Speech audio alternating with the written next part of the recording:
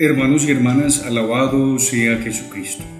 La Sacrosanctum Concilium es un documento del Concilio Vaticano II, una constitución. De hecho, fue la primera constitución aprobada en el año 1962. Y sobre todo porque es trascendental para nosotros, para nuestra iglesia, pues en este video vamos a explicar la importancia del concilio y la importancia de la Sacrosanctum Concilium en nuestra iglesia. Bienvenidos. El deseo expresado por su santidad Juan XXIII de reunir el Concilio del Vaticano va a ser ejecutado a partir del 11 del próximo octubre. Hemos escogido esta fecha, ha dicho el Padre Santo, por el recuerdo que la relaciona con el Gran Concilio de Efeso, de importancia capital en la historia de la Iglesia. El motivo principal para el cual el Papa Juan XXIII convocó el concilio fue para quitar muchas telarañas que estaban en la sede de San Pedro, algunas cosas que ya necesitaban ser renovadas, que necesitaban tener un nuevo aire, que necesitaban tener un nuevo sentido, y convocó precisamente a esta reunión magna, la más reciente e importante convocación de la Iglesia en su historia. Y con respecto a la Sagrada Liturgia, la Iglesia hizo un sondeo a nivel universal para escuchar algunas voces de obispos, de sacerdotes, incluso de laicos, para saber qué opinaban ellos acerca de la liturgia actual. Pues bien, la Iglesia recibió más de 1000 propuestas con respecto a la liturgia y se realizó un borrador inicial, una propuesta inicial de cambios o de reestructuración en la liturgia, el cual el Papa aprobó este borrador en enero de 1962. Ya con este borrador la Iglesia empezó a tener unos pasos muy concretos y empezó a investigar, empezó a leer, empezó a hacer algunos cambios y empezó ese debate que duró hasta finales del año. Entre algunos asuntos particulares, fundamentales y de gran cambio y renovación en la Iglesia se encuentran, primero, la celebración de los ritos litúrgicos en lengua vernácula. Recordemos que se estaba utilizando la lengua del latín para las celebraciones, entonces este cambio fue muy importante. Segundo, también que el sacerdote pudiera celebrar como de cara al pueblo, no dándole la espalda, pues esto no es ningún sentido de irrespeto o algo así de ninguna manera, pero sí, al cambiar la posición del sacerdote, los fieles podrían ser más partícipes o sentirse más partícipes en la celebración litúrgica. Otro cambio importante fue la concelebración de sacerdotes. Antes del concilio, un sacerdote debería celebrar en su propio altar la Santa Misa. Entonces, catedrales donde habían, 5 o 6 sacerdotes, cada uno tenía que celebrar su Eucaristía en un altar propio. Ya con el cambio que propuso la Sacrosanctum Concilium, ya se puede que varios sacerdotes puedan celebrar al mismo tiempo la Eucaristía o concelebrar como generalmente la conocemos. El debate final de todos los puntos de la Sacrosanctum Concilium se dio entre octubre y noviembre de 1962. Ya en 1963 se aprobó totalmente y en el año 1964 entró en vigor. Es decir, que ya toda la Iglesia asumió los cambios que la Iglesia había propuesto en este concilio. Ahora entremos más en materia y conozcamos cada uno de los 7 capítulos que tiene la Sacrosanctum Concilium. La Constitución Sacrosanctum Concilium tiene 7 capítulos y una introducción. Primer capítulo. Es el más largo y habla de la importancia de la liturgia en la Iglesia. Nos enseña en pocas palabras que la acción salvífica de Cristo se realiza en su Iglesia por medio de la liturgia, porque en ella Cristo actúa, y además en ella nos da de gustar la celebración de la liturgia celestial. El segundo capítulo nos habla sobre la Eucaristía. Es una invitación a renovar los textos litúrgicos y a tener en cuenta una participación más activa de los fieles en esta. Por ejemplo, la oración de los fieles, que había sido suprimida en algún momento, volvió a tener parte dentro de la celebración. Se abrió la posibilidad de que varios sacerdotes puedan celebrar la Eucaristía al mismo tiempo, es decir, concelebrar el sacramento. Como dijimos anteriormente, es una novedad que no se tenía en el ejercicio sacramental preconciliar. En este capítulo se habla de los otros sacramentos y los sacramentales. Nos enseña sobre la gracia divina presente en nuestros deberes de Estado. Una novedad importante fue la recomendación de la lengua vernácula en los ritos sacramentales. El cuarto capítulo se encarga de la oración. particularmente en la santificación del día por medio de la liturgia de las horas, que es una invitación a meditar en la palabra de Dios en momentos precisos del día. Quinto, el año litúrgico. En la misma línea del capítulo anterior, este capítulo muestra la fuerza de la oración y la meditación de los misterios de Cristo durante el año, particularmente a la luz del misterio pascual, e invita a tener una participación más activa y consciente por parte de los bautizados en estos tiempos litúrgicos que propone la Iglesia. El sexto capítulo está dedicado a la música litúrgica. Muestra que su correcto ejercicio nos ayuda a vivir con más intensidad la dimensión comunitaria de la celebración y permite la promoción de la música autóctona de cada país, sin dejar a un lado, eso sí, la música gregoriana y la polifonía, tan querida y propia de la liturgia.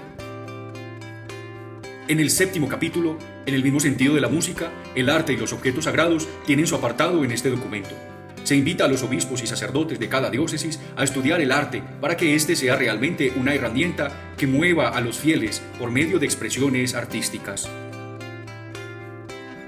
Y de acuerdo a estos 7 capítulos de la Sacrosanctum Concilium, quiero compartir ahora 7 cosas que considero que aún no hemos descubierto o que nos falta poner más empeño como católicos para cumplir de la Sacrosanctum Concilium.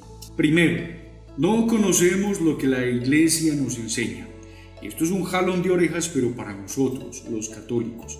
Si comprendiéramos más, si leyéramos más, si conociéramos más nuestra Iglesia, podíamos poner más énfasis en lo que la Iglesia nos enseña. Así que esta primera recomendación es, primero, para nosotros los bautizados, que leamos un poco más, conozcamos un poco más lo que la Iglesia nos enseña, pero también es un llamado para la jerarquía de la Iglesia, que pueda poner más empeño en una catequesis más profunda, pero una catequesis igualmente dinámica, no fundamentada tal vez en el moralismo o en el rigorismo en la que algunas veces han caído nuestros pastores, sino también una catequesis fresca, humana, que nos dé un sentido amoroso, que es el verdadero sentido de la liturgia. Segundo punto, me gustaría que se pusiera un poco más de unidad con respecto a las parroquias y a las comunidades religiosas en cuanto a la liturgia. Y les voy a poner un ejemplo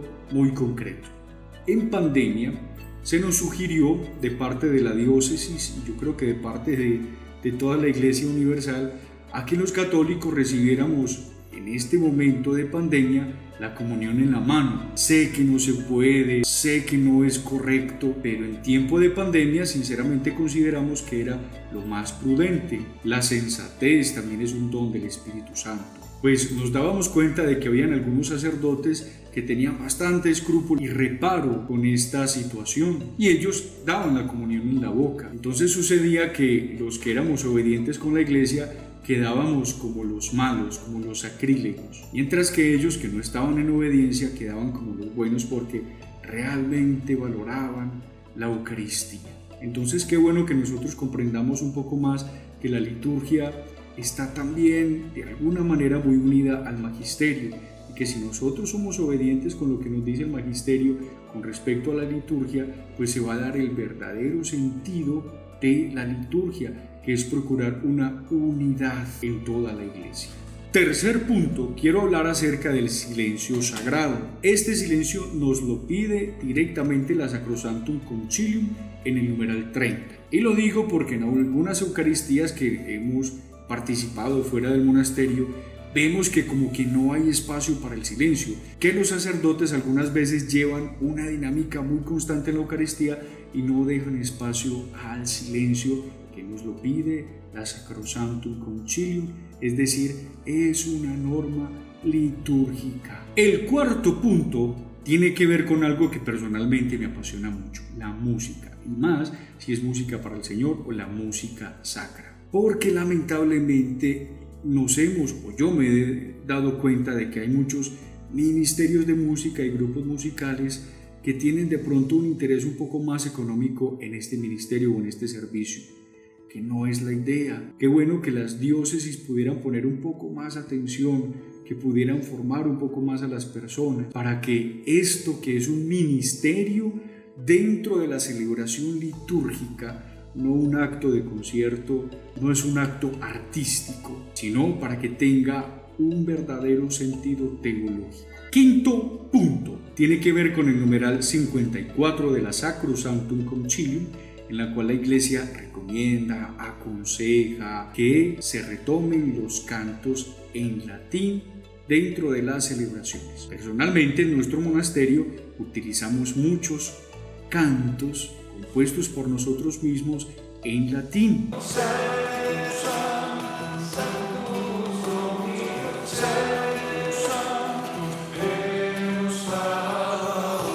Y ha sido un ejercicio que, bueno, al principio a la gente le costaba, como que no entendía, pero que ya poco a poco se han aprendido las fórmulas que nos propone la Iglesia en latín y cantan con nosotros. Y hemos recibido comentarios muy favorables, por lo que las personas viven más profundamente esa intimidad con el Señor a través de este idioma tan querido por la Iglesia, de esta lengua que es propia de la Iglesia. Sexto punto, el oficio divino. Qué bueno que como católicos pudiéramos nosotros redescubrir el valor de la oración litúrgica en la Iglesia. Hay muchos movimientos apostólicos que tienen sus itinerarios de oración, de piedad, y eso está muy bien, pero igualmente qué bueno rescatar la oración litúrgica que nos propone la Iglesia.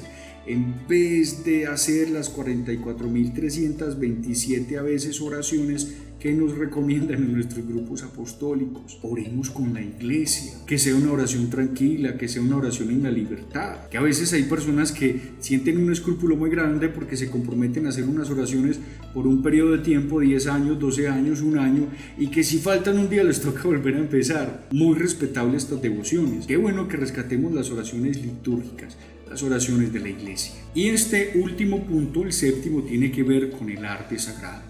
Les voy a poner un ejemplo muy pequeño. Hace algún tiempo estuve visitando una ciudad de la costa, no voy a decir cuál era. En todo caso, es que en la iglesia principal de este pueblito está la imagen del santo patrono, que tiene el nombre incluso de la parroquia. Este santico es reconocido porque está montado en un caballo. Entonces uno de los artistas de la región quiso regalarle a la parroquia la imagen de este santo a quien le tenía mucha devoción. Pues bueno, el punto va en que este hombre, este artista, quiso representar su santo patrono montado en un caballo, pero prestó particular atención y detalle a los genitales del caballo. Entonces esto se ha prestado para toda clase de burlas. Incluso en las personas del pueblo existe como ese chistecito alrededor de esta particularidad. Qué pesar que el arte sagrado se convierta en algo tan ridículo por una particularidad como esta. En este punto, me parece que los obispos y la comisión de arte de cada uno de las diócesis debe prestar un poco más atención para que no se preste el arte como para esta clase de errores que realmente descentran el verdadero sentido de una devoción popular.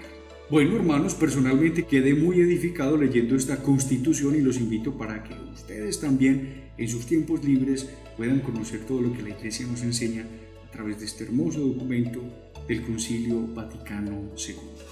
Que estén muy bien, Dios les bendiga.